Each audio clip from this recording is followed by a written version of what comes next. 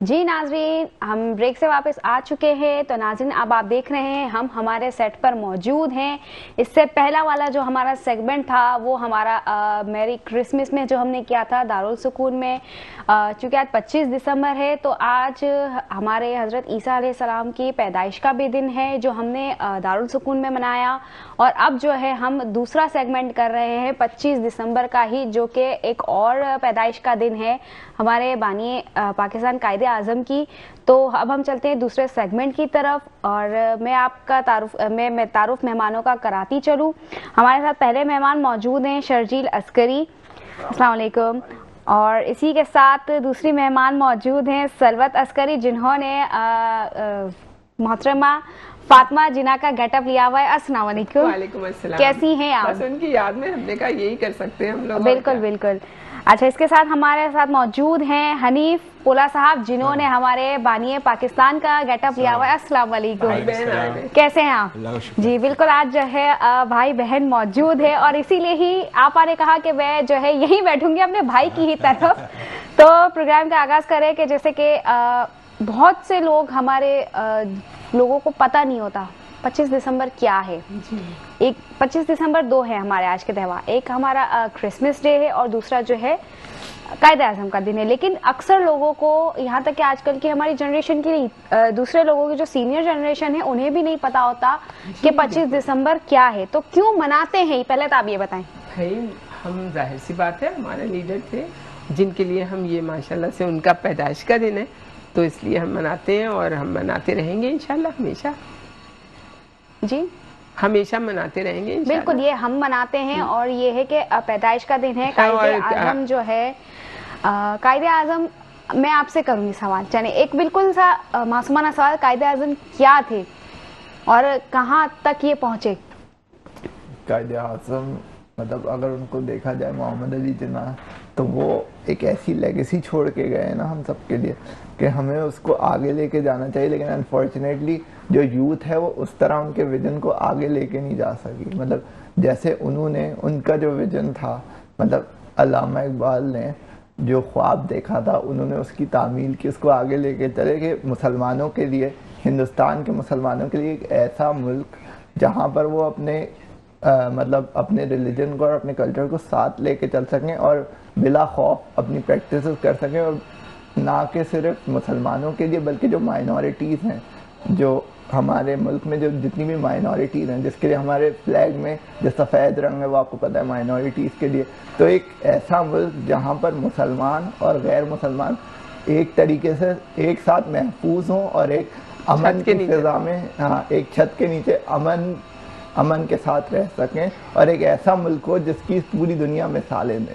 अच्छा, बिल्कुल। कायदे आज़म ने जो है एक मुसलमानों के लिए एक मुल्क इंतखाब किया, लेकिन ये है कि उसमें ना कि सिर्फ मुसलमान हैं, तमाम अक़लियती जो है बरादरी भी मौजूद है। तो ये एक क्या उनका पर्पस था मुसलमानों के लिए या जो हमारे बाशऊर लोग हैं उनके लिए एक अलग अलग मुल्क का? वो ये बेसिकली उनका जो कॉन्सेप्ट ये था कि उन्होंने कहा था कि इंसाफ पसंदी एक ऐसा मुल्क हो जहाँ पे पूरी इस्लामी रियासत हो। जैसे हम एक इस्लामी रियासत का जब तसव्वुर करते हैं तो हमें ये होता है कि इंसाफ पर मबनी हो वो, और हर एक के साथ हर एक ऐसे तहफ़्फ़ुज़ में, मतलब ऐसी खुली फिजा वो अपने आप को महसूस कर सके। मतलब इतना सुकून हो कि हर इंसान को ये पता हो कि मैं अगर अपने मुल्क में हूँ तो मेरी जान माल आबरू सब महफूज है। तो उनका ये ख्वाब था कि चाहे मुसलमान हो या गैर मुस्लिम, तो ऐसा भाईचारा हो जिसकी पूरी दुनिया मिसाल दे और अपने मुल्क में बंदा ऐसे महसूस करे जैसे वो अपने घर में अपने आप को प्रोटेक्टेड महसूस करे। अच्छा, मैं आपकी तरफ आऊंगी कि आपने जो गेटअप लिया है फातिमा जिना का, उनके बारे में मुझे बताएं, उनके बारे में आप क्या कहना चाहेंगी? बिल्कुल, मैं उनके बारे में ये कहना चाहूँगी कि उन्होंने अपने भाई के साथ हमेशा हर कदम पे शाना बशाना उनके साथ, ये एक वाहिद खातून थी जो अपने भाई के साथ शाना बशाना खड़ी हुई और वहां साथ दिया जहां कोई नहीं खड़ा था उनके साथ। कोई नहीं खड़ा था और कोई खड़ा हो भी नहीं सकता था, क्योंकि उनका ही लोगों को नहीं पसंद था कि वो इतना ज्यादा उनके साथ हों या उनका इतना, एक औरत इतना उनका आगे चल के कहीं ये पूरी उसमें ना आ जाए, तो लीडरशिप में ही ना आ जाए। तो बहुत सारे लोग उनके नहीं चाहते थे। बहुत सारे लोग, हमारे मुल्क तो खैर मुल्क के लोग तो बहुत ही उन्हें प्यार करते थे, बहुत सारे लोग उन्हें बहुत प्यार भी करते थे और इसकी मिसालें देते थे कि ऐसे बहन भाई जो इस तरह की मोहब्बत करती थी कि वो रातों को जागते थे तो वो भी रातों को जागती थी। उनका हर चीज़ में, हर उनकी चीज़ों में काम करना, हर एक उनके रिटर्न वर्क में उनके साथ होना, उनकी सारी तक के उन्होंने जो है एक अपनी फैमिली को भी साइड पे करके अपने भाई का साथ दिया, जबकि उनकी फैमिली जो है उनके अगेंस्ट उन्होंने नहीं छोड़ा। बिल्कुल ऐसा ही है। तो मैं आपकी तरफ आऊंगी।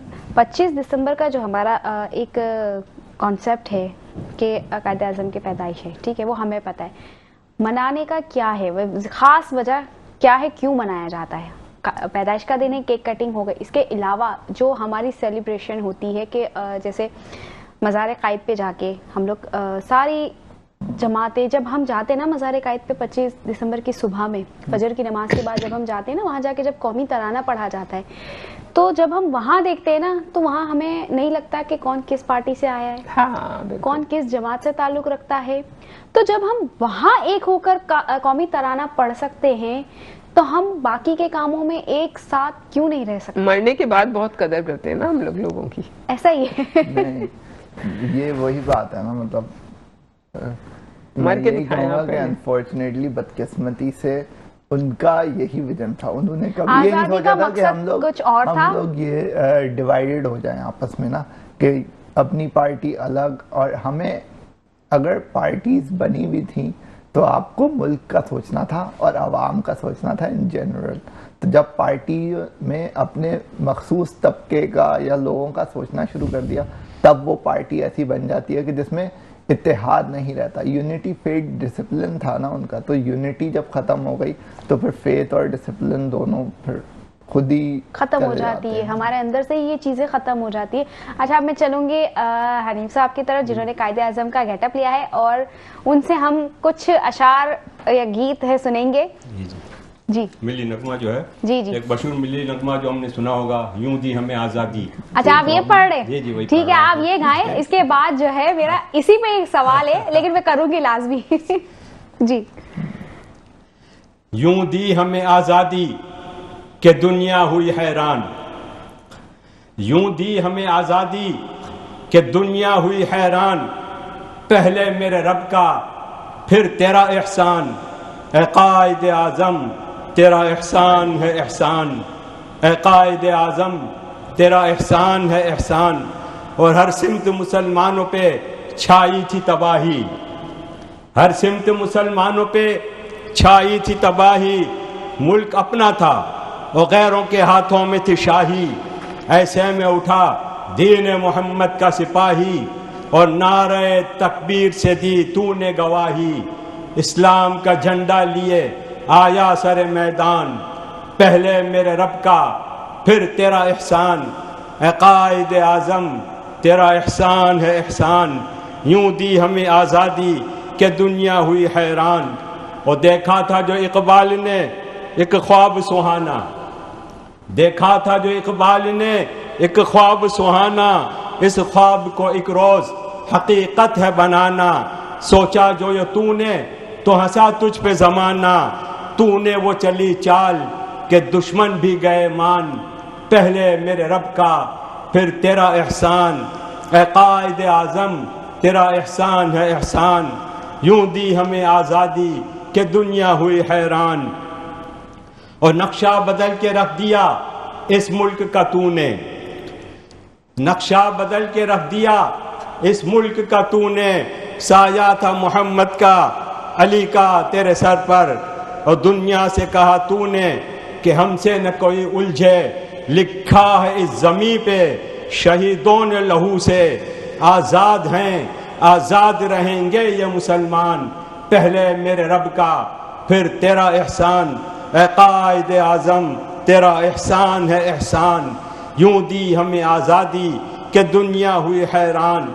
और लड़ने का दुश्मन से अजब ढंग निकाला, लड़ने का दुश्मन से अजब ढंग निकाला, न तोप न बंदूक न तलवार न भाला, सच्चाई के अनमोल उसूलों को संभाला। जिन्ना तेरे पैगाम में जादू था निराला, ईमान वाले चल पड़े सुनकर तेरा फरमान, पहले मेरे रब का फिर तेरा एहसान, ए कायदे आज़म तेरा एहसान है एहसान, यूं दी हमें आज़ादी कि दुनिया हुई हैरान, ए कायदे आज़म तेरा एहसान है एहसान, पहले मेरे रब का फिर तेरा एहसान, ए कायदे आज़म तेरा एहसान है एहसान। जी नाज़रीन, बहुत खूब। हमारा वक्त हो रहा है एक ब्रेक का, इसके बाद आके मैं अपना सवाल जो है करूंगी। चलते हैं नाज़रीन ब्रेक की तरफ, देखते रहिए मुस्कुराती सुबह। जी नाज़रीन, ब्रेक से वापस आ चुके हैं और बिल्कुल क्लैप इन बनती है कि इन्होंने इतना अच्छा गीत जो है सुनाया। तो उस गीत पे मेरा एक सवाल था, मेरा नहीं, अक्सर अब आजकल के हमारे सभी का ये सवाल है और ये सवाल 2-3 सालों से सबके जहन में चल रहा है कि जो गीत है यूं दी हमें आज़ादी, अब सवाल है क्यों दी हमें आज़ादी? उसका बताएं मुझे, क्यों दी? कायदे आज़म ने तो बड़े मस्बत अंदाज में और अच्छी सोच के साथ ही आज़ादी दिलाई थी हमें, बिल्कुल, कि इससे हमें जो है अपनी सकाफत, अपने मजहब, अपनी मुख्तलिफ रसूमात वगैरह अदा करने में आसानी हो। लेकिन काफ़ी सालों तक तो ये सिलसिला अच्छा चलता रहा। अब कुछ जो है काफी लोगों की तरफ से ये इस तरह के सवाल आ रहे हैं। अब वो गीत तो, से ही सवाल ऐसे निकाल रहे हैं कि वाकई एहसान ही है जो हमें ये मुल्क मिला। वो यूं की जगह के काफ लगा के उन्होंने क्यों कर दिया, बिल्कुल। तो ये है कि बस कायदे आज़म हमें तो पहले ही कहा गया था, यकीन, इत्तेहाद, मोहकम, यूनिटी, डिसिप्लिन। लेकिन आज हम देख रहे हैं कि एक जगह पे कायदे आज़म के मज़ार पे जो है गार्ड की कोई तकरीब होती है, वहाँ तो हम एक होते हैं, लेकिन फिर बाद में जाके फिर हम अलग अलग हो जाते हैं। तो उसमें हमें इत्तेहाद की जरूरत है, जिसके लिए अल्लामा इकबाल ने कहा था, एक हो हरम मुसलमान पाक हरम की पासबानी के लिए, नील के साहिल से लेकर ताबा खाक काशगर। तो इत्तेहाद, यूनिटी, अल्लाह ताला ने खुद कहा है वातसिमू बिहब्लिल्लाह, समझे ना, आपस में इत्तेहाद की इसकी बड़ी अहमियत है, बड़ी फजीलत है। तो हमें भी हम लोग, हमारे बीच में ये चीजें नहीं मानी जाती। आप मुझे ये बताएं कि शर्जील ने एक वर्ड इस्तेमाल किया, लेगेसी।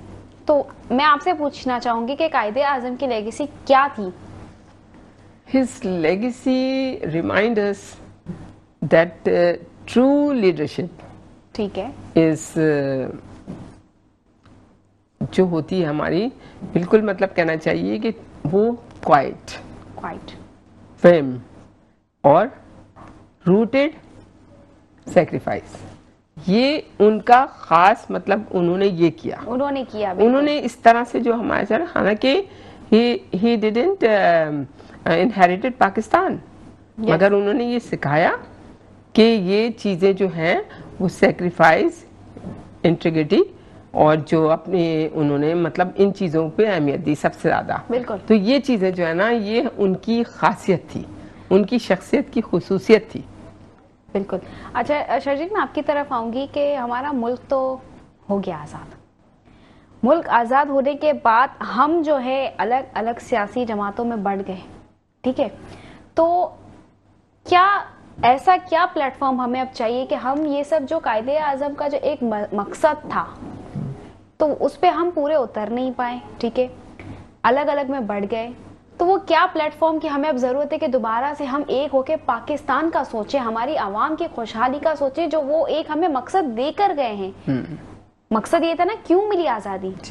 तो आज़ादी तो मिल गई, आज़ादी के बाद भी हम कैद हैं। सही बात है, क्योंकि जो मेन कॉन्सेप्ट था और मकसद था, जो मिशन था, वो आज़ादी तो मिली है, वो कहीं खो गया। तो उसका ये था कि आपके जो जिस तरह मतलब हम इस चीज़ को वापस अगर हमें करना है कि क्योंकि इतना बंटवारा हो गया है, मतलब सिर्फ बात मजहब तक नहीं रही, फिरकों तक नहीं रही, कबीलों तक पहुंच गई है, ज़ात तक पहुंच गई है। तो इसको मतलब जो यूथ है हमारा, अब हमारे पास टेक्नोलॉजी इतनी सारी है, सोशल मीडिया इतना मतलब आपकी जो लाइफ में पार्ट प्ले करता है, social media plays a huge part in your life. और जो बच्चे देख रहे हैं, छोटे बच्चे भी, सबके पास मोबाइल होता है, तो वो जो लर्न कर रहे हैं इंस्टाग्राम पे, फेसबुक पे, जितने भी सोशल मीडिया प्लेटफॉर्म है उन पे लर्न कर रहे हैं। तो जो बेसिकली जो कायदे आज़म ने जो हमें सीख दी है, उनके जो लेक्चर्स हमारे पास मौजूद हैं, उनकी सेइंग्स, उनके कोट्स, उसको लेके, और जो इंटेलेक्चुअल्स है बेसिकली पेरेंट्स जो हैं, हमारे एजुकेशनल इंस्टीट्यूट्स जो हैं, और जो हमारे जो मतलब जो पेजेस और जो इंस्टाग्राम पे जो ऑर्गेनाइजेशंस हैं उनका ये बनता है कि जिससे जो एफिलिएटेड है एक दूसरे के साथ कि ये हम अवेयरनेस की बहुत ज़्यादा ज़रूरत है। जो यूथ है जो अभी पढ़ना सीख रहे हैं, लिखना सीख रहे हैं, उन बच्चों को हमें वैल्यू बतानी है यूनिटी की, इत्तेहाद की वैल्यू क्या कि है। जो कायदे आज़म का मेन मकसद था, जिस मकसद के लिए उन्होंने हमें आज़ादी, क्योंकि मुझे तो ऐसा लगता है आज़ादी तो सिर्फ हमारी गवर्नमेंट के लिए हुई है, हमारे लिए नहीं हुई। आज़ादी गवर्नमेंट को भी नहीं कह सकते, हम लोग खुद बहुत, हम लोग मुनाफिकत में आ गए, हम लोग बहुत मुतासिब हो गए, Negativity हम बहुत लोग हो खराब गई। हो गए। हम कभी फौज को खराब कहते हैं, कभी हम लोग हुकूमत को खराब कहते हैं। हम लोग खुद क्या हैं, पहले आप ये बताएं। मैं तो अभी जितना भी मैंने जज किया, मैंने यही सोचा है कि हम लोगों के अंदर क्या खराबी है वो तो पहले बताओ।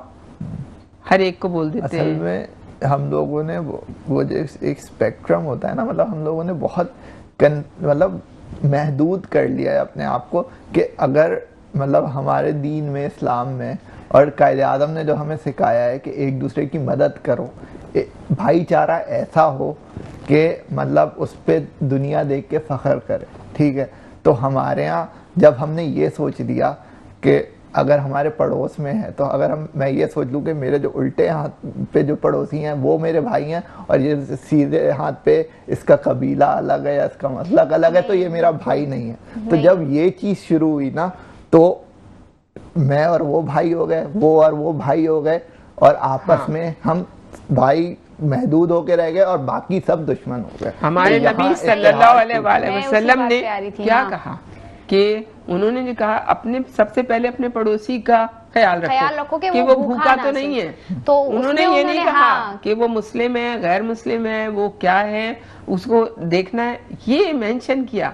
अब इंसानियत किसको कहते हैं हम लोग उसमें फिरका वारियत में जब से आए हैं ना, जात पात ये देखना। बहुत सारे लोगों ने तो मुझे, जब मैं इलाज करती हूँ किसी भी शहर का चले जाती हूँ पाकिस्तान में, तो लोग कहते हैं अच्छा ये डोनेशन देना है, तो ये आप बताएं उनकी जात क्या है।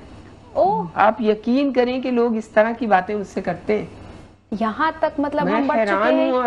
और बस क्या बताऊं कौन है लोग, लेकिन वो उनकी भी ये हालत है। तो मैं नहीं कहती किसी को भी खराब। हुकूमत को आप क्यों खराब कहते हैं? आप हुकूमत के पीछे पड़ जाए पूरे अवाम मिलके, क्या कर लेगी हुकूमत? क्या कर लेगा? अगर किसी को भी आप कहते हैं फौज को आप खराब कहते हैं, मैं कहती हूँ सबसे बड़ी गलती करते हैं आप लोग। गलती क्या करते हैं? इंसान फरामोशी है। जो हम सोते हैं, जो हम आज से इतने बड़े अपने मुल्क के, अल्लाह ताला ने इधर तो हमने कहीं नहीं देखा कि वो किसी को मुल्क दे रहे हैं। कभी देखा किसी को? कहीं सुना आपने? वो किस कदर, अगर इक्का दुक्का कोई बंदा कहीं पे कुछ किसी के साथ मिल गया तो आप पूरी फौज को आप लताड़ के रख देते हैं। आपके मुंह से निकलता है कैसे? अगर माँ बाप हैं, आप उन्हें गाली दे सकते हैं? अगर माँ बाप आपको कुछ गलत बता रहे हैं या किसी से आपका फायदा नहीं दे रहे, किसी और का फायदा कर रहे हैं, तो आप क्या मतलब आप समझते हैं कि क्यों कर रहे हैं? बिल्कुल, क्योंकि जैसा आप चाहेंगे वैसे ही आप बिल्कुल ऐसा ही है।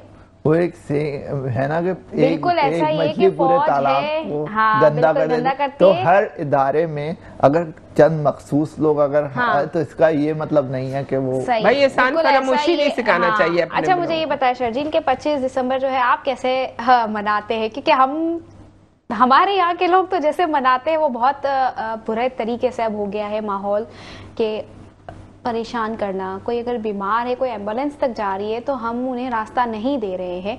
तो इसके हवाले से बताएं कि क्या ये सब सही है?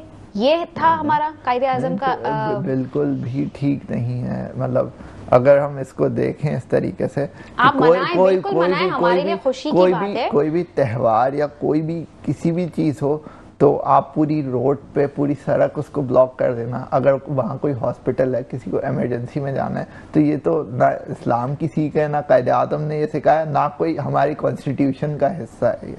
तो ये चीज़ें मतलब आपको देखनी चाहिए कि मतलब ये इन्हीं बहुत चीज़ों हो की गया वजह से कि घरों में बैठे हैं, कुछ बुजुर्ग हैं, कुछ बच्चे हैं छोटे, के गाड़ियों के सिलेंसर निकाल के बजाना, परेशान करना, वो बाजे गाजे जो भी है तो ये लोगों का घर बैठे ही हार्ट फेल करवा देते हैं। अभी आपका 5-6 दिन बाद जो आपका न्यू ईयर आएगा, न्यू ईयर नाइट को जो 12 बजे से लेके 12:30-1 तक जो शुरू होता है, उसमें फायरिंग, जो हवाई फायरिंग होती है, तो जब वो गोली ऊपर जाती है तो वो वापस भी आती है। खुशी जो है ना मातम में बदल जाती है। अभी ये जो एक बच्चा मरा है ना, वो छत पे लेके चले गए थे फायरिंग देखने के लिए, कि कह रहे थे न्यू ईयर पे चलो, बीवी ने कहा था चले, तो नहीं गए थे, उन्होंने कहा था चलो ऊपर चलते हैं, बच्चे के जाते ही गोली लगी थी। बताएं आप जरा। क्योंकि तो यही हवाई फायरिंग तो बनाते तो खुशी में ही है, करते हैं, लेकिन उनको ये भी सोचना चाहिए, जब वो गोली ऊपर जाती है तो वापस भी तो आती है, तो वो लगती है किसी को।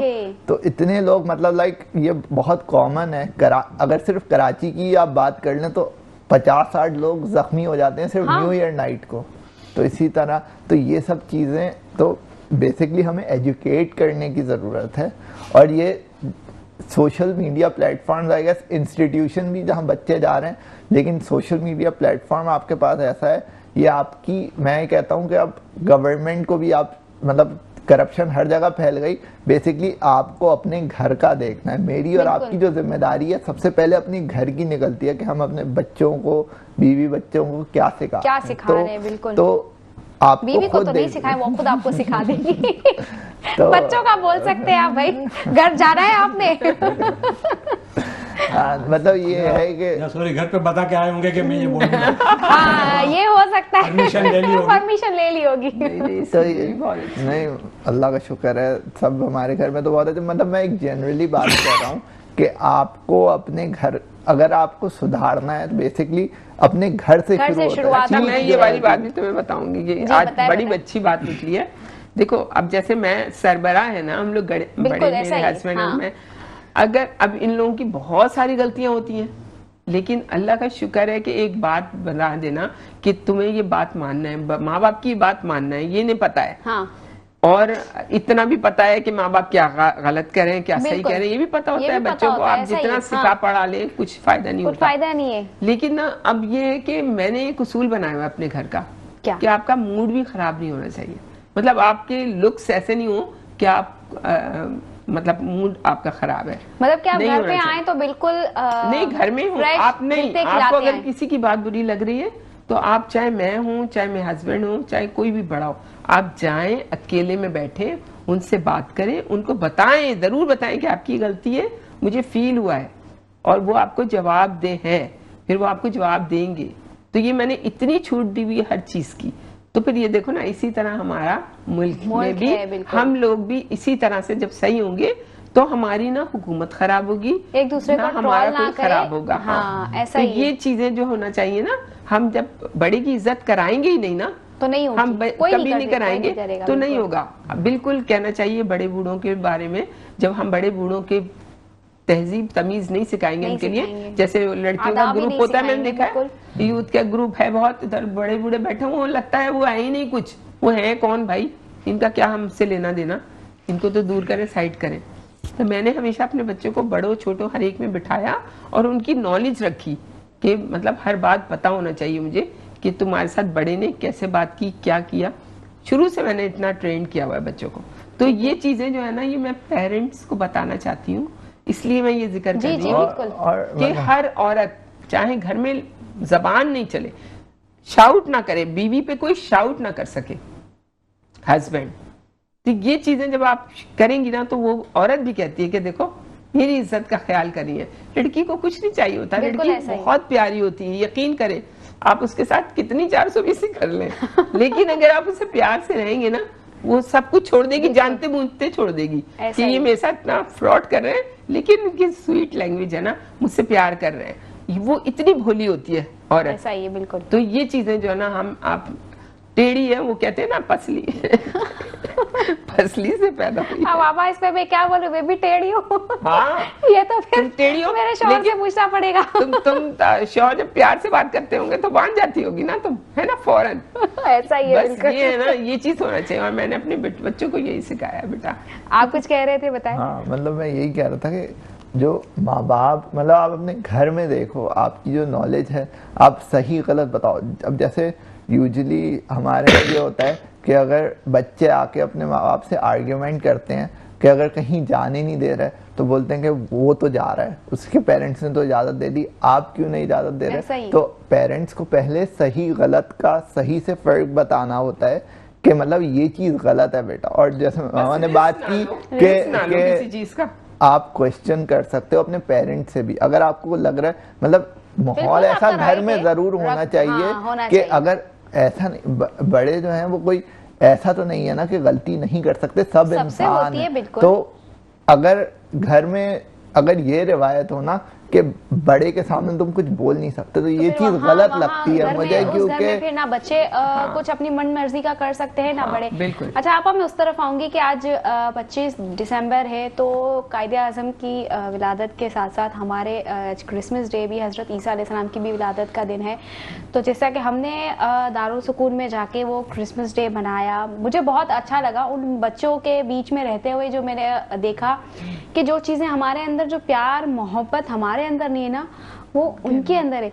अब यकीन करें आप, मैं इंट्रो दे रही थी, वो बच्ची आके ऐसे मेरे गले लगी है कि मैं बस खुद को रोक नहीं पाई। अब चल रहा था लाइव प्रोग्राम तो मुझे रोकना था खुद को, लेकिन मेरा दिल भर आया कि ये भी बच्चे हैं और ये बिल्कुल डायरेक्ट ऐसा है कि वो अल्लाह से ही सीधे कलाम करते। तो उनके बारे में आप मुझे बताएं, क्या आपका क्या है तजुर्बा रहा है? बहुत ज्यादा मैं एंटायरली डिफरेंट हूँ। मैं मुझे उन पेरेंट्स पे बहुत अफसोस होता है कि अपनी ब्लेसिंग चाइल्ड इसको कहती हूँ मैं। आज जिस घर में ये बच्चे होते हैं, आप यकीन करें, जिन बच्चों को, जिनके घर में ये बच्चे होते हैं, उनके घर में ब्लेसिंग रहती है हमेशा हमेशा, सारी जिंदगी। वो लोग कभी भूखे नहीं रहते, वो लोग कभी मुसीबत में नहीं होते। लेकिन मुझे समझ नहीं आता कि ये उनके पेरेंट्स ने, उनके बड़ों ने उनको कैसे बर्दाश्त कर लेते हैं। हालांकि वो वहाँ के जो इदारा है, वहाँ पे हमने देखा कि कोई कमी नहीं रखी उन लोगों ने। उन्होंने मैं कहती हूँ ना, जितना सगे माँ बाप नहीं रख सकते होंगे ना, उन्होंने रखा हुआ है कि उन्होंने एक्सेप्ट करा हुआ है। कितना बड़ा नेकी का काम वो कर रहे हैं, दुनिया से हट के अपने घर, फैमिली, हर रिश्ता वो अपना छोड़ के जितना दर्स देना चाहिए इस बात का, मैं कहती हूँ हमारे इस्लाम से रिलेटेड जितने भी स्कॉलर्स हैं, माशाल्लाह माशाल्लाह, उन लोगों ने दर्स दे के, उन लोगों ने बहुत सारी ऐसी तालीम दी है लोगों को कि लोग मदरसे पे मदरसे खोले जा रहे हैं, कुरान हिफ्ज करा रहे हैं हर घर में माशाल्लाह एक बच्चा। इसी तरह मैं चाहूंगी कि ये भी दर्स दे कि माजूर, आप माजूर का लफ्ज क्यों इस्तेमाल करते हैं? आप ब्लेसिंग चाइल्ड क्यों नहीं कहते? उनकी दिल आजारी होती है इस तरीके। जब आप ब्लेसिंग चाइल्ड कहेंगे तो उनको पता चलेगा कि हम सब कुछ है इस घर के लिए। ऐसा ही ये मैं चाहती हूँ अपने स्कॉलर्स से। अच्छा, अब मैं चलूंगी हमारे कायदे आज़म की तरफ, वो जो है अपना एक दूसरा गीत पेश करे। सोहनी धरती अल्लाह रखे, कदम कदम आबाद तुझे। सोहनी धरती अल्लाह रखे, कदम कदम आबाद तुझे। जब तक है ये दुनिया बाकी, हम देखें आज़ाद तुझे। जब तक है ये दुनिया बाकी, हम देखें आज़ाद तुझे। तेरा हर एक जर्रा हमको अपनी जान से प्यारा। तेरा हर एक जर्रा हमको अपनी जान से प्यारा।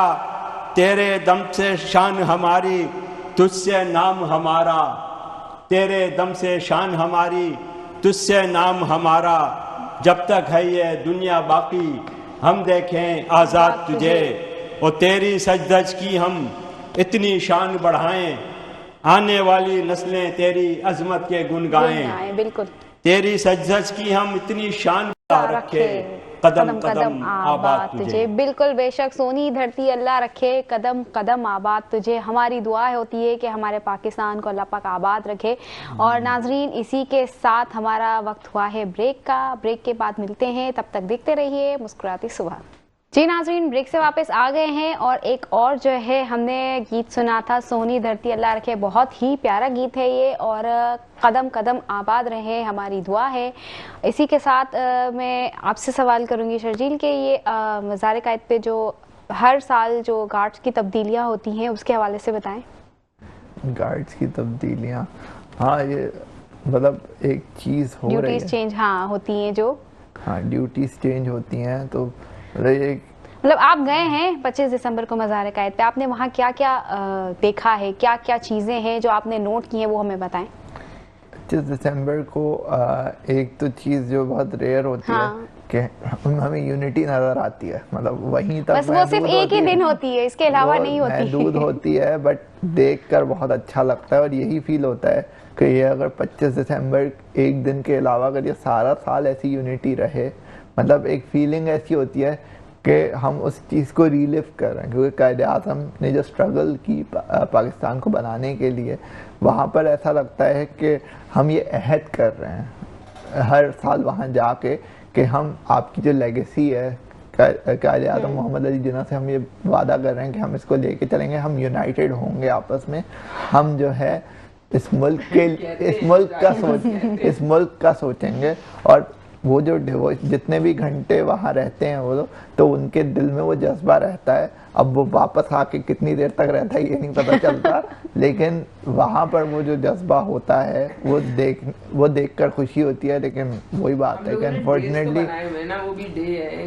मतलब उसको ऐसा हमने डे ले लिया और हम उस दिन बहुत अच्छे से एक दूसरे को देखकर एक दूसरे से अच्छे से मिलना, और वहाँ पर जिस तरह से अहद कर होते हैं गार्ड और सारी हमारे जितने भी लोग वहाँ जाकर जो तब्दीलियाँ होती हैं, गार्ड्स जो खड़े होते हैं वो जिस डिवोशन से बात कर रहे होते हैं, और मतलब हमें लग रहा होता है कि हम अपने मुल्क के लिए ना, मतलब हम ट्रिब्यूट पेश करने आए, कायद-ए-आज़म को ऑनर करने आए हैं, लेकिन जब हम वहाँ से जाते हैं तो ऐसा कुछ होता नहीं है। शर्जील, मुझे आप ये बताएं कि आजकल के हमारे यूथ को आप क्या पैगाम देना चाहेंगे, जो हमारी मोहब्बत है, जो हमारा भाईचारा है, उसके हवाले से?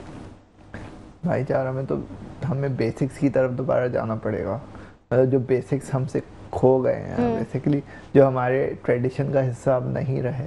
मतलब हम अपने कुराबतदारों से, रिश्तेदारों से भी उस तरीके से अब नहीं मिलते जिस तरह पहले होता था। उकताते हैं हम, रिश्तेदारों से तो अब ऐसे उकताते हैं। और थोड़ा सा बड़ों को भी थोड़ा सा जो ये होता है ना, थोड़ा नहीं, बड़ों को तो ज्यादा ही हमें अहमियत देनी चाहिए। मतलब हाँ, बड़े भी कभी इमोशंस में आके ना थोड़ा सा एक ईगो का जो एक मसला होता है ना, यूथ में भी और बड़ों में भी, अगर उसको 2 मिनट के लिए साइड पे हम रख दें, जैसे अगर चीज होती है कि वो हमारे घर नहीं आते तो हम उनके घर नहीं जाएंगे। हाँ, अगर खास तौर पे भाइयों के साथ वजह से भाइयों बेचारों के चारों तरफ से पिछड़े होते हैं। नहीं, भाई बेचारे बहुत मोहब्बत करते हैं। मैं नहीं मानती कि कोई भी भाई अपनी बहन से मोहब्बत नहीं करता है, मैं मान ही नहीं सकती। अल्लाह ताला ने इतना खूबसूरत रिश्ता बनाया है कि माँ के बाद सिर्फ बहन होती है और बाप के बाद सिर्फ भाई होता है। तो अल्लाह ताला ने, मुझे लगता है, ये बनाया है माँ बाप के बाद के लिए रिश्ता है। तो उस रिश्ते को ना हम खोते हैं, भाई नहीं खोता। हम लोग भाई के पास जाना छोड़ देते हैं, उसकी सर्कमस्टेंसेस को देखते नहीं है कि वो किस मुसीबत में है, किस माहौल में है, कैसे वो अपनी ज़िंदगी को गुजार रहा है। अगर हम आपस में हम लोग अपने बारे में सोचें तो हमें 10 दफ़ा भाई की खैरियत को पूछना चाहिए। भाई कभी एक दफ़ा भी आप पूछ लो ना साल में भी भाई को, तो भाई इतनी मोहब्बत से जवाब देता है। लेकिन हमारी आदत नहीं रही, नहीं है, बिल्कुल ऐसा हम बड़ों की आदत होना चाहिए। भाई बहुत मोहब्बत करते हैं हर एक के भाई, पर थोड़ा सब्र की भी कमी होती है। जैसे अगर आप किसी से पूछ रहे हो अपने भाई से या किसी रिश्तेदार से कि आप, तो अगर उन्होंने उकता के जवाब दे दिया तो फिर सेकंड टाइम हम नहीं पूछते। बल्कि हमें, अगर वो वही बात जो हमने की कि कैसे सर्कमस्टेंसेस से कभी कभी आपका जो हालात हैं आपको तल्ख बना देते हैं। तो अगर हम उस चीज़ की तरफ जाएं कि क्या वजह हो सकती है जिसकी वजह से ऐसे हमारा कोई रिश्तेदार या कोई भाई। अच्छा शर्जील, अक्सर ऐसा होता है कि हम अगर किसी की तरफ कदम बढ़ाते भी है ना, तो वो खुद हमें रिग्रेट कर देता है कि नहीं भाई मेरा मसला है, तो हम ये चीज कैसे दोबारा से शुरू करें? आप बताएं। हाँ, ये बात तुमने बहुत अच्छा सवाल करा है, क्योंकि ये बात हमारे लिए ये होती है कि वो अपने उसमें खुश है, उसे रहने दो ना। हम क्या घुस के अपने आप को दलील करें। हाँ, ये वाली बात जो है ना, ये हम नहीं छोड़ना नहीं चाहिए हमें। हाँ, हमें उसको किसी भी बहाने से, यहाँ तक कि आप पहले तो कोशिश करें कि आप अपनी तबीयत का बताएं, आप अपनी रिपोर्ट कभी लेके चले जाएं। कभी आप कुछ उस पर वो ना नहीं कर पाएगा, और अगर उस पर भी ना करे तो फिर आप दूसरी बहन या दूसरे भाई के पास जाएं। आपकी बात काटूंगी। आप बता रहे हो कि तबीयत वगैरह का बताएं। हमारे यहाँ का ये कॉन्सेप्ट हो गया है कि लोग समझते हैं कि भाई ये तबीयत का बता रहा है, पैसे मांगने आ गए। हाँ, ये बात बिल्कुल सही कह रहे हैं। ये बात भी सही है, लेकिन मांगेंगे तो नहीं ना, तो फिर तो वो सही तो है ना, मांगेंगे नहीं। आपको पता होना चाहिए कि वो जिस माहौल में जिस लोगों के साथ है वो किस माहौल का होगा। वो पैसे तो सारे उधर जाने के चक्कर में होते हैं ना, लेकिन बात ये है कि आप अपने भाई को किसी भी लालच के बगैर आप भाई को 2 बोल बोले जाके 10 दफा जाएंगी ना, आप यकीन नहीं कर सकते कि आपका भाई आपके पास जरूर आएगा। सिर्फ भाई को, बहन को नहीं, भाई को इस मामले में छोड़ दे कि वो आपसे नहीं मिलता, वो आपसे सबसे ज्यादा मिलना चाहता है। अगर कोई बहन है ना तो समझ ले भाई आपका है, किसी का भी नहीं है, किसी का नहीं होता भाई। भाई सिर्फ अपनी बहन का के अंदर होता से है। भाइयों वाली फीलिंग कैसी है? अरे बराबर में भाई बैठे हैं ना इसलिए। नहीं, मेरे भाई तो अल्लाह का लाख शुक्र है। अभी इस वक्त जिस गेटअप में आप है ना उस हिसाब से आपके भाई बराबर मेरा भाई तो बैठा हुआ है ना, मुझे पता है ना कैसा है। तो इसलिए भाई जो है ना वो बहुत प्यार करते हैं। ये मैं आज आप लोग को बता रही हूँ, बहुत ही पते की बात बता रही हूँ। ये भाई को कभी इग्नोर ना करें आप। आपके भाई आपसे बहुत प्यार करते हैं और इंशाअल्लाह ताला आप लोगों के अंदर भी अल्लाह पाक वो हिदायत दे कि आप अपने भाई को कभी ना छोड़ें। आमीन आमीन आमीन। आपकी तरफ आएंगे कि आप हमारे यूथ को, हमारी जनरेशन को क्या मैसेज देना चाहेंगे? ज़ाहिर है आपने तो एक माशाल्लाह एक अरसा लगाया है इस पाकिस्तान में, पाकिस्तान के लिए भी, तो अब क्या कमियां रह गई हैं कि उन कमियों को जो है हमारी आगे आने वाली नस्ल पूरी करे? अभी तो भाई के हवाले से बात हो रही थी। हाँ। तो मैं एक बात बता दूं कि ये मेरी शेरवानी मेरे भाई की है। ओके। देखा आपने। अच्छा, बाकी है कि इत्तेहाद, यूनिटी की बात हुई, हमें ज़ाहिर है इत्तेहाद का मुजाहरा करना चाहिए, हर जगह मिलजुल कर रहना है, इत्तेहाद यूनिटी। इस पे सिर्फ 2 लाइनें में जो है इत्तेहाद के हवाले से एक कौमी नगमे की पेश कर देता हूँ, ठीक है? और मेरे यहाँ परचम भी लगा हुआ है तो इसमें भी जो है, हाँ सही, इस परचम के साए तले हम एक हैं, हम एक हैं। इस परचम के साए तले हम एक हैं, हम एक हैं। हम भी साथ गाएंगे, चले दोबारा से। इस परचम के साए तले हम एक हैं, हम एक हैं। सांझी अपनी खुशियाँ और हम एक हैं, हम एक हैं। अपने इस परचम के साए तले हम एक हैं, हम एक हैं। अपने वतन में फूल और शबनम एक हैं, हम एक हैं। इस परचम के साए तले हम एक हैं, हम एक हैं। सांझी अपनी खुशियाँ और गम एक हैं, हम एक हैं। बिल्कुल बिल्कुल। दुआ है कि हम लोग ऐसे ही रहें जैसे ये जो मिली नगमा है ना, इसके बारे में सोचने की और इसको अपनी जिंदगी में अप्लाई करने की जरूरत है कि वाकई हमारे गम और खुशियाँ एक हों, तो फिर अच्छा फिर कोई गम ही नहीं होगा, कोई गम नहीं होगा। आप देखिए बहुत सारे घर ऐसे मैंने देखे हैं जिनके घर में कुछ भी नहीं है, खाने पीने को भी नहीं होता, कुछ नहीं होता, हाँ। लेकिन वो लोग इतने खुश होते हैं, इतने खुश रहते हैं माशाल्लाह से। और वो एक टैक्सी वाले की बात है, ये मैंने टैक्सी में मैं जा रही थी तो मैंने उससे बात करी ऐसे ही कि उसकी 6 बेटियां थी, तो कहने लगा, मैंने उसको पैसे दिए ऊपर से ना, तो कहने लगा नहीं बाजी बहुत शुक्रिया आपका। मैंने कहा मैं बड़ी हैरान, मैंने कहा शायद मैं कम पैसे दे रही हूँ, 100 दिए थे मैंने ऊपर, तो मैंने कहा शायद इसलिए नहीं ले रहा, फिर मैंने 200 दिए। कहने लगा नहीं बाजी अल्लाह आपको सलामत रखे, बहुत अल्लाह का दिया बहुत है मेरे पास है। मैंने कहा अच्छा सॉरी बहन समझ के ले ले, तो खैर उन्होंने ले लिया। बहन जब मैंने ऐसी बात बोली तो उन्होंने ले लिया। फिर उन्होंने बताया, मैंने कहा आपको कभी भी कोई हो काम, कभी हो मैं डॉक्टर हूँ, आपको कभी कुछ हो, तो उसकी बेटी थैलीसीमिया की पेशेंट थी। तो उसने मुझे जब बताया ना, मैंने कहा ये तो कह रहा है तो अल्लाह मैं सब कुछ बहुत खुश हूँ। और वो टैक्सी चलाता था, सिर्फ वो पैसे उसके घर पे होते। कहने लगा मैं इतना खुश रहता हूँ कि मेरे सब बच्चे और ये सब कोई झगड़ा नहीं, कोई लड़ाई नहीं, को अहमियत दी और अपनी खुशियों को देखा। अगर कुछ बुरा है और मैंने उसका पूरा इलाज फ्री किया। माशाल्लाह जबरदस्त। तो यही कहते हैं इंसानियत इसी का ही नाम है कि हम अच्छा बुरा सबके साथ होता है, लेकिन हम फर्क हमारे अंदर है कि हम अपनी जो है नेगेटिविटी को निकाल के हम अपनी पॉजिटिव चीज़ों को देखें ना, तो हमारी ज़िंदगी बहुत अच्छी और खुशहाल गुजरती है। और ऐसा ही हमें करना चाहिए। आज से मैं भी ऐसा ही करूँगी। मैं भी कभी कभी नेगेटिव बोल देती हूँ, सोच भी लेती हूँ बहुत कुछ। भाई को कभी नहीं बोलना। मैं तुम्हें बता रही नहीं हूँ तो बिल्कुल। मैं अपने भाई को जिंदगी भर साथ नहीं छोड़ना है, क्योंकि बिल्कुल। अल्लाह मियां ने तुम्हें बनाया है माँ के बाद इसके। बिल्कुल ऐसा ये ही है। है। बिल्कुल आपा का भी जो मैसेज है उस पे भी जो है हम सबको ध्यान देना चाहिए, और भाई बहन सारे ही रिश्ते हमारे अपने ही होते हैं, तो रिश्तों को जोड़ के लेकिन रखें। भाई का और कोई आप नहीं होता अगर बहन नहीं सबका हो। बहुत बहुत शुक्रिया, बहुत अच्छा लगा हमें, मुझे यहाँ भी मज़ा आया, और हमने जो दारुल सुकून में जो पहला सेगमेंट किया क्रिसमस का, मुझे वहाँ भी बहुत मज़ा आया, वहाँ भी मुझे काफ़ी मोहब्बतें देखने का मौका मिला, और यहाँ भी। तो नाज़रीन हमारा जो है वक्त ख़त्म होता जा रहा है, तो मैं चाहूँगी कि आप मुझे इजाज़त दें, फिर मिलेंगे अगली नई सुबह नए मेहमानों के साथ। तब तक के लिए अल्लाह हाफ़िज़।